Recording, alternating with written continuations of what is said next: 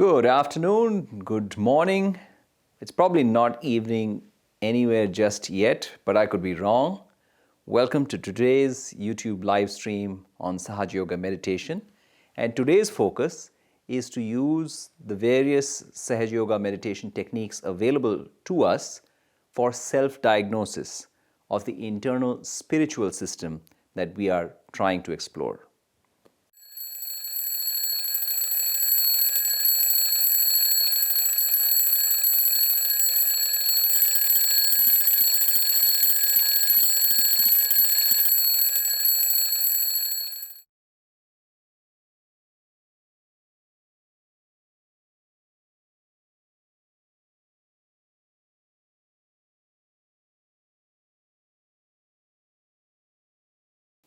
So this inner spiritual system that we have been talking about, discussing, exploring, call it whatever you might, it seems a little bit abstract at times, right? We talk about it, but then what brings it home for all of us is the fact that we can actually feel the presence of this system. We can correlate it to our emotions, our inner state. Somebody had once told me, and he happens to be a doctor, was that modern medicine is really good for us when we break an arm or a leg, or of course, if we have a viral situation. We don't have a vaccine for the COVID virus just yet, but I'm sure the smartest minds in the world will find one. But where modern medicine tends to find a little bit of a barrier is the ability to make us feel better. So we go to the doctor. I broke my kneecap recently, and I went straight to the hospital. And the folks were great there, took care of me. The surgeon sewed up my kneecap. But when I'm trying to feel better, and this was the comment, I'm paraphrasing, when I'm trying to feel better, I go to the barber. And the barber helps me feel better. He tells me stories, he talks about my health, he gives me a new hairdo, he makes me feel better. And here, with Sahaja Yoga meditation, we are trying to achieve a more holistic sense of well-being at a time when health is top of mind for billions of people all around the world. Unless I've been living under a rock, and probably even if I had been living under a rock, I would have known that the world is in lockdown. And at this point in time, most of us are either working from home. We are affected in one form or fashion. In some form or fashion, we are affected by probably the greatest lockdown in the last 100 years. And at this time, more than ever, we need ways to not only build inner forms of resilience, but also to make ourselves feel better. And that may not always be easy. So meditation comes to the rescue. And I say that not in a flippant manner, but as someone who has been practicing Sahaja Yoga meditation for about a couple of decades, it took me a while. I have to say I've been a slow learner. It took me a while to figure out what exactly is this inner spiritual system. People were telling me about vibrations, and I couldn't quite wrap my head around it for a little while. But then once it started to dawn upon me, I realized the power of this platform. Call it a system, call it a platform. This gift that Shri Mataji, Nirmala Devi, the photograph, the founder of this form of meditation, who you see in this photograph, she traveled the world extensively from 1970 all the way till the 21st century. She passed away in 2011. But by that point, hundreds of thousands, probably millions of people had been touched by the power of this system of information, this system of knowledge that seemed so inscrutable for so long, but Shri Mataji had that ability to demystify and make it accessible. And access is what we are trying to achieve here. So without much further ado, I think what we can do is let's get ourselves limbered up. So if we were going out for a walk, if we were going out to play a game of tennis, we would probably warm ourselves up. in the context of meditation, we are not going to warm ourselves up, but nonetheless, we'll try to get ourselves ready for meditation. So let's pay attention to ourselves. Let's be mindful of where we are. Let's make sure that we are comfortable without being, let's say, indulgent. So we want to keep the back straight, because the flow of this energy, we talk about the flow of this Kundalini energy, and the energy flows along the central axis of the body through the nervous system. So if we keep the back straight, that does help. But we also don't want to get ourselves rigid. So we want to keep the back comfortable and straight. And we want to keep the hands open and loosely placed on the lap. Our hands are really, really important compasses. They are our navigation tools in this journey of self-exploration. So we pay special attention to our hands. Let's take a few moments to breathe. The entire world is in the grip of this unprecedented situation, a pandemic. At this point in time, we have the opportunity to learn more about ourselves, to feel better about ourselves, and maybe to even boost our sense of inner resilience. So let's take this opportunity with a sense of humility and a sense of gratitude. There may be many, many others who are not as fortunate as we are, but perhaps, just perhaps, we can empower ourselves. We can become stronger in the knowledge of our own spiritual energy, and we could impart that strength, that peace, to many others who are suffering in our community, our nation, and the entire world.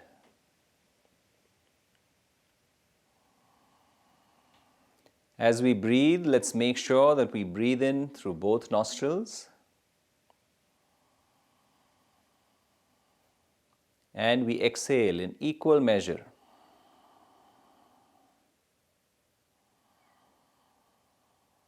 Equilibrium, balance is so vital for our health, both the physical health, for emotional health, and spiritual health.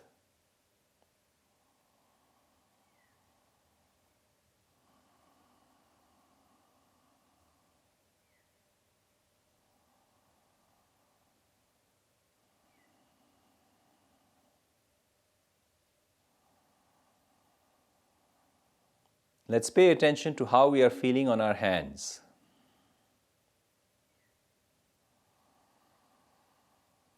We may feel a tingling sensation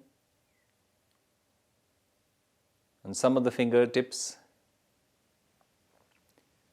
We may feel a warm sensation on one hand, which then shifts to the other.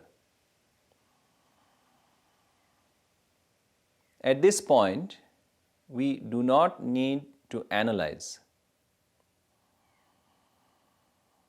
Sahaja, the word loosely means easy.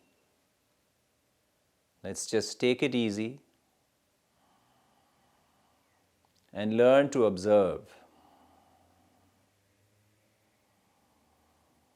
Observe our emotions. Observe the collage of impressions that fly by the mind's eye. and observe what we are feeling on our hands, at the tips of our fingers.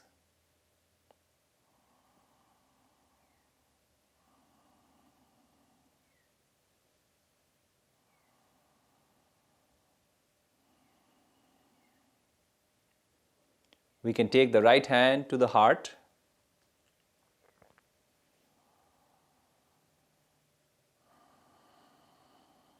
and recognize that meditation is an exercise in honesty. In this form of Sahaja Yoga meditation, there is no external agent or a third party that is impressing a certain state upon me. So I am inquiring about myself. I am expressing my desire to feel spiritual wellness, to realize the peace of my spirit. And it is this desire that triggers the flow of my Kundalini. This hypothesis being true for anyone who has that desire for spiritual self-awakening, self-realization.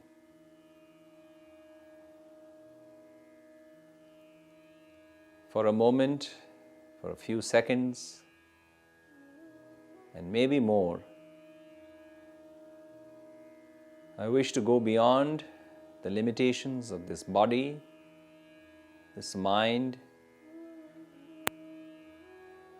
these transient emotions, the confines of my intellect, and experience that part of myself, my spirit, my Atma, which is a reflection of the universal consciousness.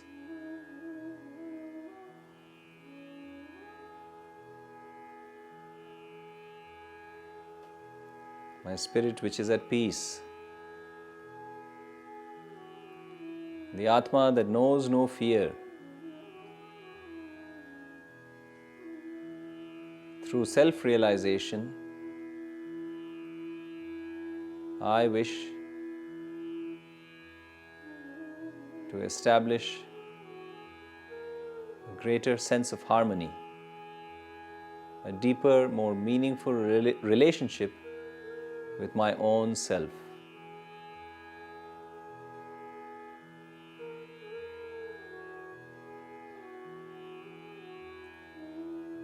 And recognize that I am not limited by this body, this mind, these emotions. But there is this universal part of my being that can set me free, free from fear, free from despair,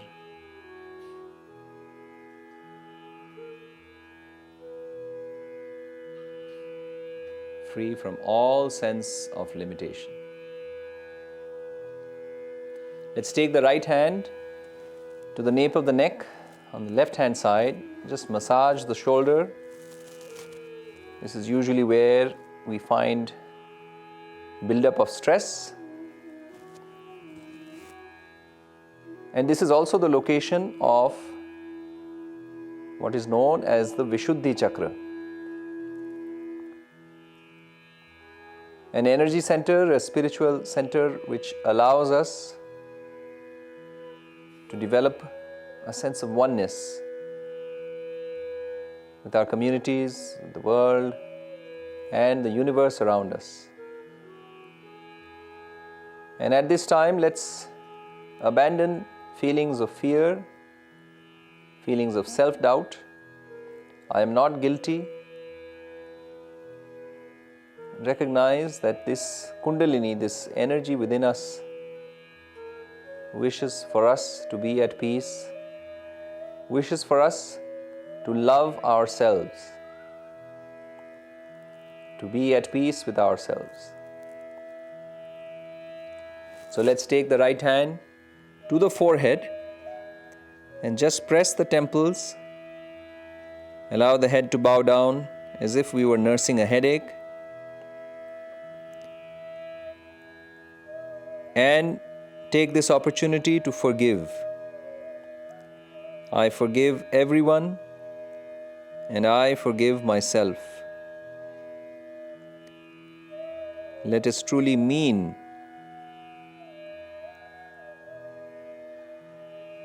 it when we say that I forgive.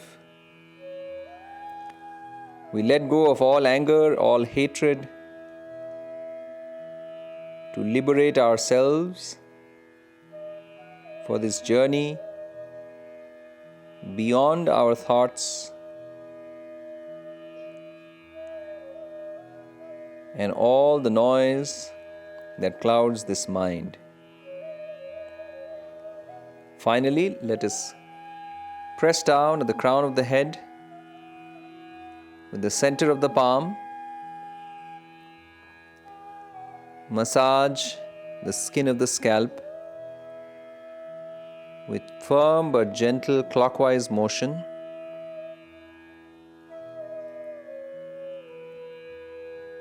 And affirm to ourselves that I wish to experience the joy of self-realization. Please grant me the silence of meditation. It is our desire for spiritual emancipation that is rewarded and reciprocated by the grace of the Kundalini. And so we raise our hand a couple of inches and feel the flow of this energy that is gushing upwards, defying gravity and granting us a place of peace and joy. All while we are here and present in a world of confusion and conflict. The Kundalini grants us peace, Shanti, a place of happiness that is durable, that is natural, and that is tangible. So we feel the flow of this energy on our hands, at the crown of the head. It's really good to be able to validate it ourselves. So let's just take a minute to feel the flow of this energy above the crown of the head with the right hand, and then with the left hand. Because what we feel with the right may not be exactly the same as what we feel with the left. We can gradually open our eyes. And this is when we start to not only understand but appreciate that, wow, something is truly happening. I may not be entirely sure what exactly it is, but something is happening. There's this cool flow of energy. It's almost like a ball that's flowing on my hands. It feels a little bit different on my right hand compared to my left hand. Now, what does that really mean? Why is the flow different on my right hand compared to my left hand? And we may have discussed this, we may have talked about this in earlier sessions, in other formats, but we really need to embrace and assimilate this concept that there is a feminine energy and a masculine energy, which is an imprint of every human being. Now, I'm saying this, it might sound like a lot of mumbo jumbo, but this is the theoretical construct that we are trying to validate with our experiences. And this is where Sahaja Yoga meditation becomes so fascinating. I remember having this conversation with someone many years ago. We were at an event on Sahaja Yoga meditation in Virginia, about 45 minutes from Washington, D.C. And this individual, Mr. Cooper was his name, he was mentioning to me that he had been studying about meditation for a long time. He had studied about different forms of meditation. He had studied the spiritual system, the Kundalini. And what he mentioned was, what he found so remarkably radical and amazing about Sahaja Yoga meditation was that Shri Mataji helped map the various chakras in the system to the various systems inside the human body on an anatomical basis, and also to be able to correlate human behavior to those chakras. That's something that he had not found any reference to in earlier texts that he had studied. And this is a science, the science of Kundalini, the science of the chakras is probably more than 5,000 years old. I say that in a nonchalant manner. I'll probably have to look up my history, but anybody who's done some research on Kundalini will know that this is a very ancient science. It was an extremely inscrutable and esoteric science that was not available for most people. What Shri Mataji did was that she brought the layers of information together. So there's the chakras, there's the human body, and then there's behavior. This is what is truly fascinating. So let me give you an example. Right now, there's a tremendous amount of fear. And science fiction writers or just writers in general will probably describe it as you could cut the fear with a knife. And it's everywhere. It's in India, it's in Australia, it's in the United States, it's in Europe. People of all ages, denominations, backgrounds, demographics, we are all affected by this situation. Many of us are afraid, some more, some less. Now, how does this affect our spiritual system? Is it just in the mind, or is there a tangible manifestation? And I'll tell you that yes, there is. When we sit down to meditate, we may feel that this finger is tingling. We may feel an actual pricking sensation in this finger. We may find that this left hand is actually warm. The right hand may be cool. So we sit down to meditate, we're enjoying meditation, but all of a sudden we're finding that this left hand is going warm. What does that really mean? In the context of Sahaja Yoga meditation, cool is good. It's as simple as that.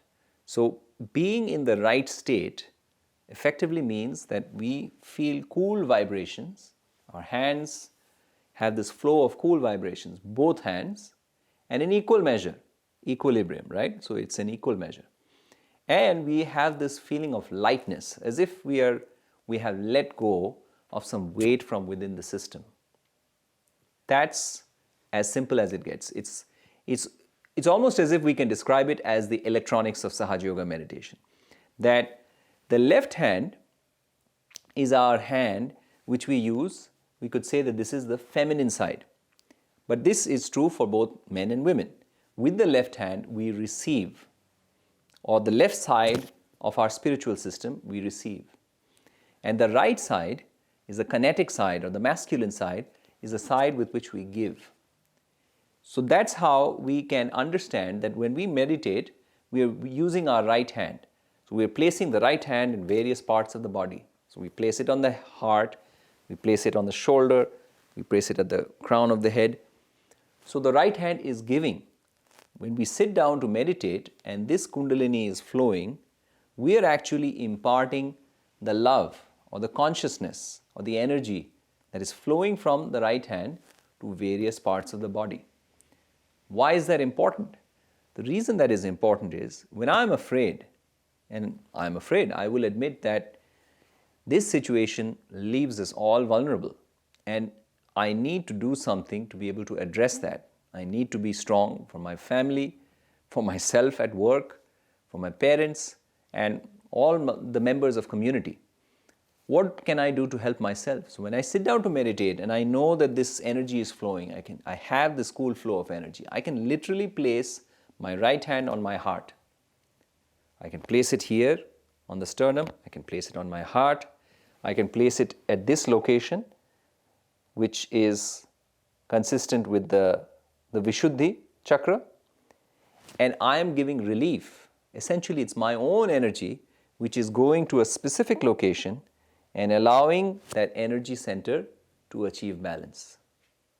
I'm diagnosing the problem. The problem is my left hand is warm, or I'm feeling a pricking sensation on this finger, and I am now using the power that is flowing through me to correct the problem. Now, the caveat, the disclaimer here is, I'm not going to say that if I break my patella, I'm going to sit there and I'm going to meditate on it. I'm going to go to the hospital. That's what I did.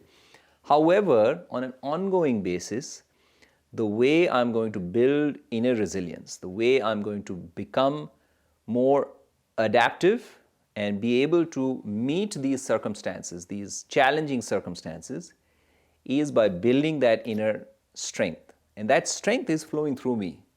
When this Kundalini is flowing, the Kundalini gives me strength. The Kundalini gives me a sense of peace, of equilibrium. And that is the power that I would like to use for myself. And we are here, volunteers of Sahaja Yoga meditation are available worldwide. We're all volunteers. We know the power that we have managed to leverage somewhat. And leverage is definitely not the right word. We have been able to touch that power. And we are really anxious to want to share that power with anyone who is interested. Because we know that it's just the tip of the iceberg. There's much more to explore, and there's much more that we can accomplish. If we are together, we are meditating together, we are establishing this wellness together. So let's take this opportunity to listen to what Shri Mataji had to say about balance. This was an event that was in Sydney, 1981, and she addresses the spiritual system, the chakras that I talked about and that we have addressed earlier. But she also explains the background. Shri Mataji, of course, brings many layers of information into this journey, and she has her own inimitable style of delivering that information that makes it so much more understandable and accessible for anyone who is interested. So let's take a listen. Dr. Warren had time to explain to you about this experience. Sometimes it is easier to understand this from a person who has achieved it than to understand from a person who is talking from some 10th story. That's what my father told me, that if somebody is born on the 10th story, the rest of them are on the first floor. If you start telling them from there, they will first of all not listen, nor will they understand what you see. It's not proper that we should try to tell them something from a level to a level which is still there, static, in their mind. So one has to raise their consciousness 2-3 stories so they start seeing that there's something beyond. But in doing so, so many mistakes have been there before, and some people have done it deliberately. Some are misguided and some are doing it deliberately. Net result is just the same. Even if you give poison to someone by mistake or in a misguided way, the result is the same. In the same way, whether you are misguided or whether you do it deliberately, whatever is wrong has an effect on the Kundalini. Now the Aquarian age is the word I picked up from Dr. Warren, which is so true today. Aquarian means the water carrier. And in Sanskrit language, it is called as Kumbha. Kumbha is the one what we call the Kundalini. The Muladhara is the Kumbha, where the Kundalini is there, the power of Kundalini is there.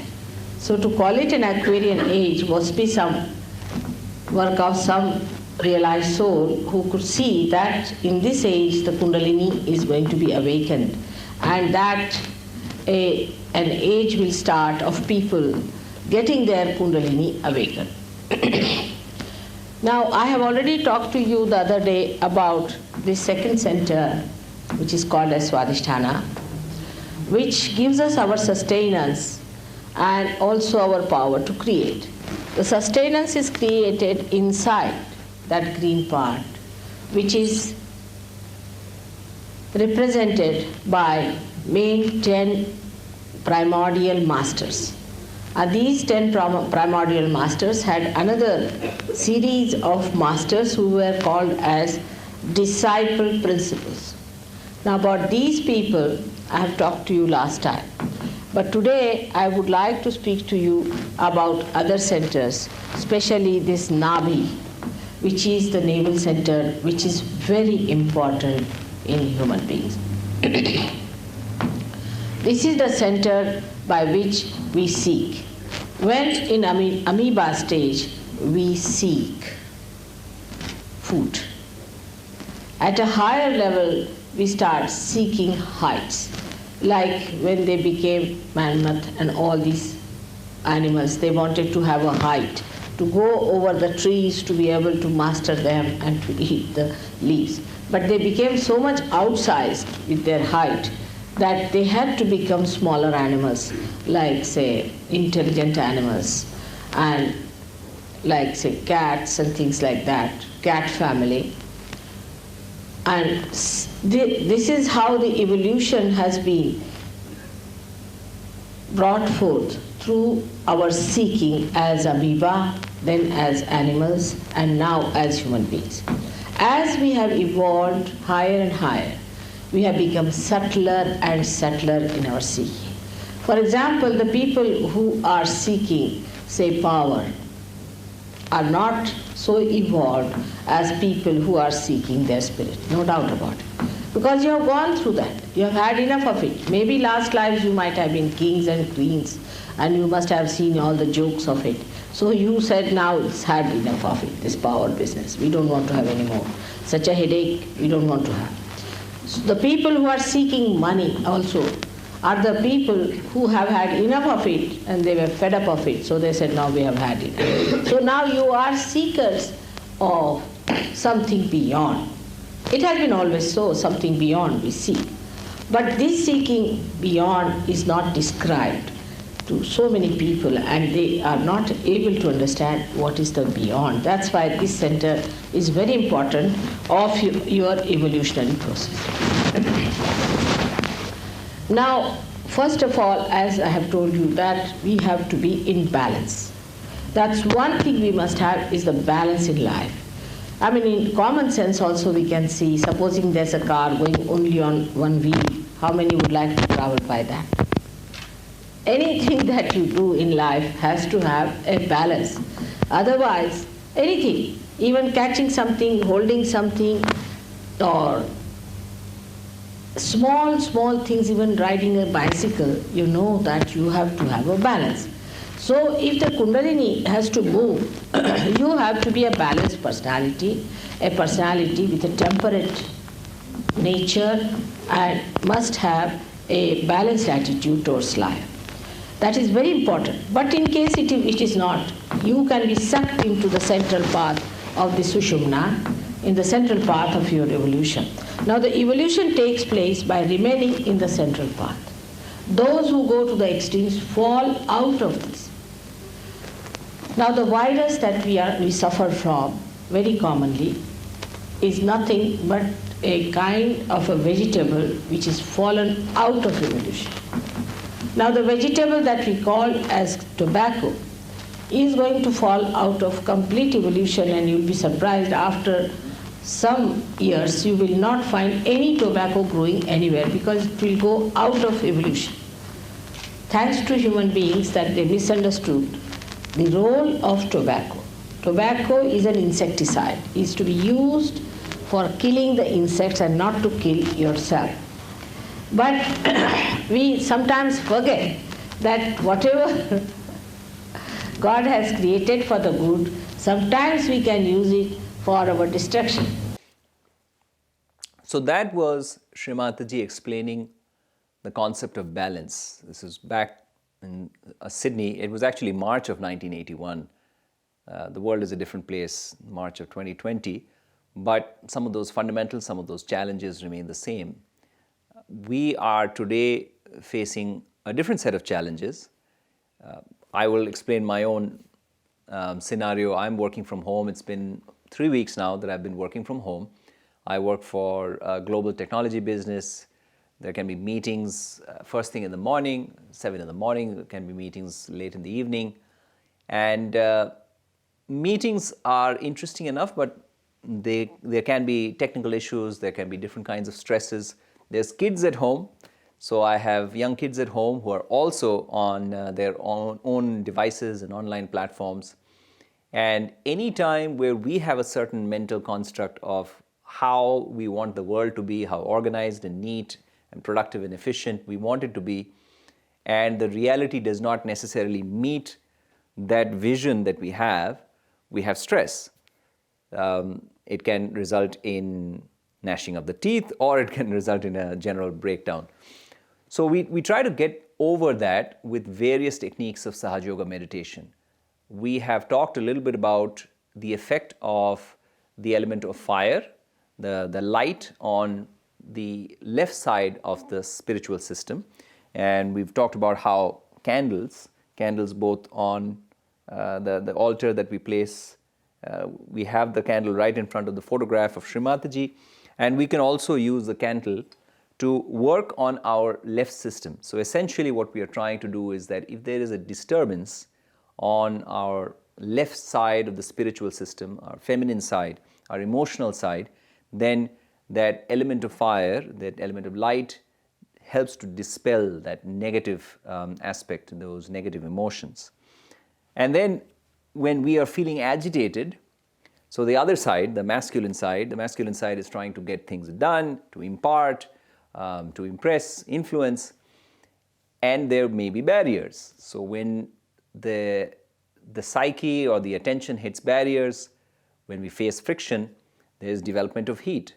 So again, going back to the electronics of Sahaja Yoga meditation, we have cool and light is a state of Zen, and we have hot and bothered is not so good. So we want to let go of that heat. We want to be feeling light. So we can use the fire, which is interesting. We use the element of fire, the candles, to bring back the cool on the emotional side. And we can use a simple walk on the grass to cool down the masculine, the right side.